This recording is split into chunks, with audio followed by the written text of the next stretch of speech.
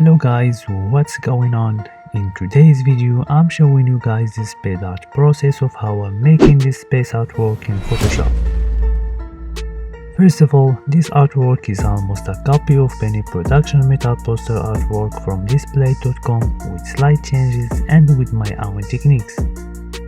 If you are not familiar with who is Penny Productions, I highly recommend you to take a look on his YouTube channel. This artwork took me 1 hour 30 minutes. I used 12 images as it is containing 85 layers in total. The pasty file size is 5 MB and it is finally a 4K resolution. You will find these free stock images I used in the link in the description. Then don't forget to subscribe to the channel, support me, like, comment, and that's it for today.